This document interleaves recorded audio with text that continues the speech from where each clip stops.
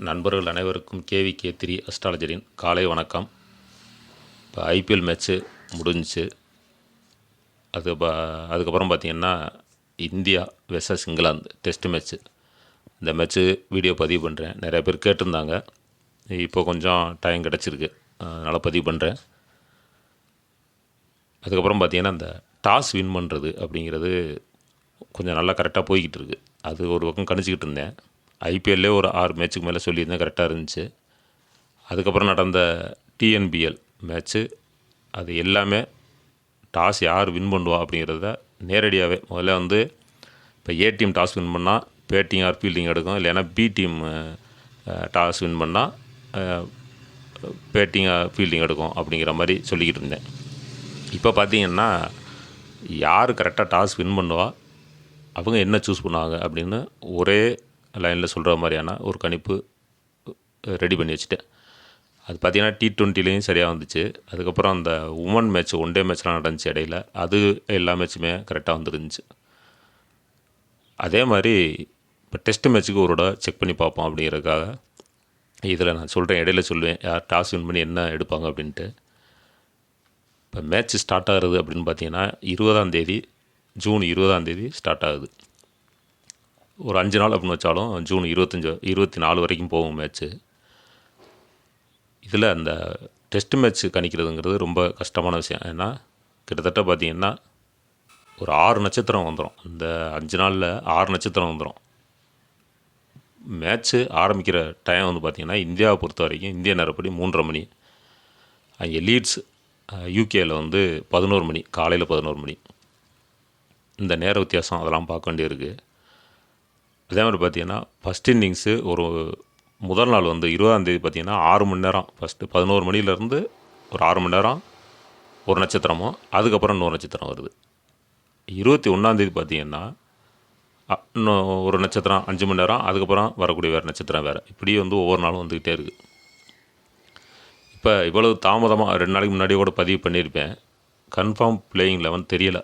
அப்புறம் திரும்ப இப்போ போய் நெட்டில் பார்த்ததில் எடுத்திருக்கேன், அந்த லிஸ்ட்டை எடுத்திருக்கேன். அதுபடி தான் சொல்கிறேன். ஒருவேளை பிளேயர்ஸ் சேஞ்சஸ் வந்துச்சு அப்படின்னா அதை நீங்கள் பார்த்துக்கிறங்க. இப்போ இந்தியாவை பொறுத்த வரைக்கும் எஸ் கில் அவர் கேப்டனு, இங்கிலாந்தை பொறுத்த வரைக்கும் பி ஸ்டோக்ஸ் அவர் கேப்டன், அப்படி தான் சொல்லியிருக்காங்க.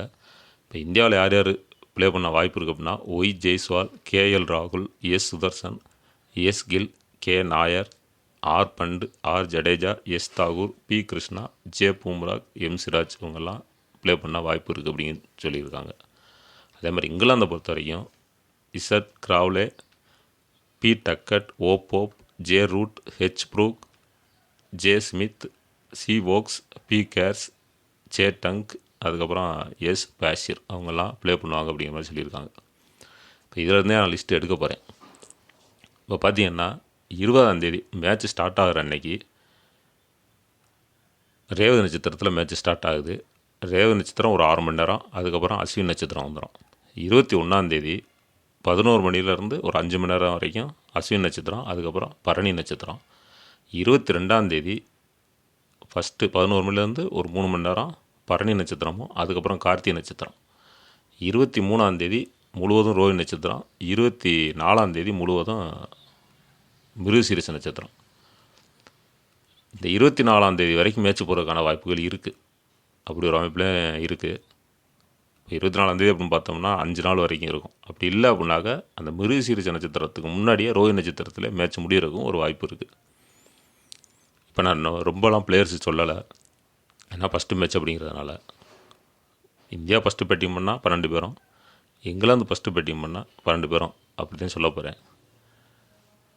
இப்போ இந்தியா ஃபஸ்ட்டு பேட்டிங் பண்ணால் யார் யாருக்கு நல்லாயிருக்கும் அப்படின்னா ஒய் ஜெய்ஸ்வால், KL ராகுல், S Gill, K Nair, R Jadeja, J Bumrah, இவங்களை எடுத்துக்கலாம். அதே மாதிரி இங்கிலாந்து ஃபீல்டிங் பண்ணும்போது B Duckett, J Root, B Stokes, C Woakes, B Carse, அதுக்கப்புறம் எஸ் பேஷிர், இவங்களை எடுத்துக்கலாம். மொத்தம் 12 பேர் சொல்லியிருக்கேன். இதில் பெஸ்ட்டு பிளேயர்ஸ் எடுக்கிறது அப்படிங்கிறது கொஞ்சம் கஷ்டமான விஷயந்தான். இருந்தாலும் ஒரு 5-6 பேர் வருவாங்க, நான் சொல்கிறேன். அதிலேருந்து நீங்கள் சேஞ்ச் பண்ணி போட்டுக்கலாம். இப்போ பொதுவாக சொல்ல போனோம் அப்படின்னா இந்தியாவை பொறுத்த வரைக்கும் பேட்ஸ்மேன்களுக்கு முக்கியத்துவம் கொடுக்கலாம். அப்படி எடுத்துக்கிறங்க. அதே மாதிரி இங்கிலாந்தை பொறுத்த வரைக்கும் ஆல்ரவுண்டர் பவுலருக்கு முக்கியத்துவம் கொடுக்கலாம். இதுதான் இந்த இன்றைக்கி நட்சத்திரம், இந்த 5 நாள் நட்சத்திரத்துக்கும் இந்த பிளேயர்ஸுக்கு உண்டான கணிப்பு இதுதான். இதிலேருந்து நீங்கள் எப்படி எடுத்துக்கிறங்க. இப்போ அன்னைக்கு கிரகப்படி, ஏன்னா புதனுடைய ஆதிக்கத்தில் 6 மணி நேரம் இருக்குது. 11 மணிக்கு மேட்ச் ஸ்டார்ட் ஆகுது அப்படின்னா அதுலேருந்து 6 மணி நேரம் அப்படின்னா ஒரு மாலை 5 மணி வரைக்குமேவும் ரேவதியுடைய நட்சத்திரம் தான். இப்போ டாஸ் யார் வின் பண்ணோம் அப்படின்னா இங்கிலாந்து டீமுடைய கேப்டன் பி ஸ்டோக் வந்து டாஸ் வின் பண்ணி ஃபீல்டிங் எடுக்கிறேன் அப்படின்னு சொல்லுவார். இது எந்த அளவுக்கு சரியாக வருது அப்படின்னு பார்ப்போம். டெஸ்ட் மேட்சை பொறுத்த வரைக்கும் மற்ற மேட்ச்சு கிளியராக வருது.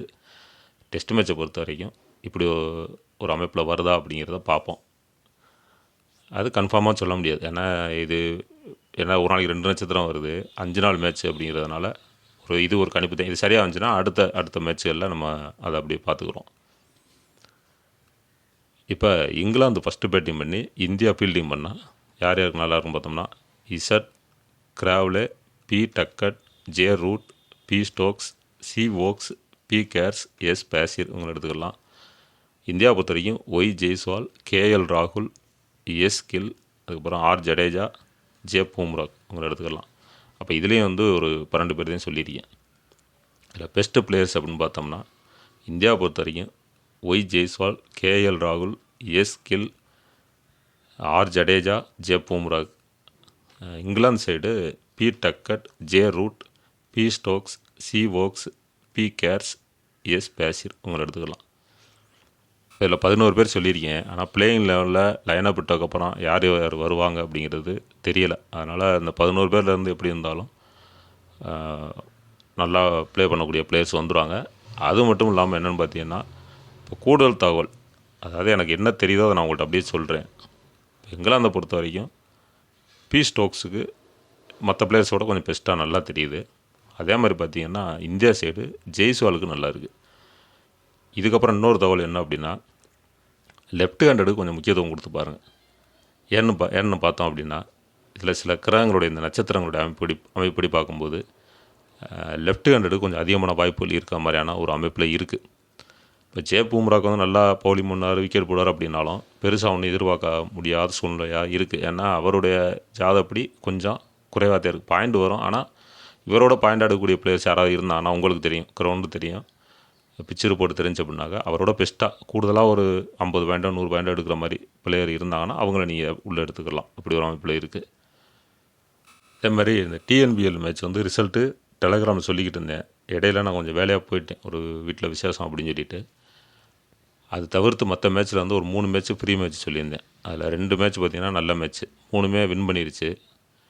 இப்போ அது டெலகிராம் விருப்பம் உள்ளவோ ஃபாலோ பண்ணிக்கிறேங்க. ஆனால் டிஎன்பிஎல்லை பொறுத்த வரைக்கும் ஃப்ரீ மேட்ச் வந்து க்ளோஸ் பண்ணிட்டேன், அவ்வளோதான். ஏன்னா இன்னும் ஒரு 10 மேட்ச் அந்த மாதிரி இருக்குது. எனக்கு அதுக்கு டைம் இருக்குது, அதனால் முடிஞ்சு. அடுத்த சீரீஸ் என்ன வருது, இந்தியா ப்ளே பண்ணுற மேட்ச் எதுவாக இருந்தாலும் நான் வீடியோ பதிவு பண்ணி போட்டுருவேன். தொடர்ந்து ஃபாலோ பண்ணிக்கிறேங்க. தேங்க்யூ.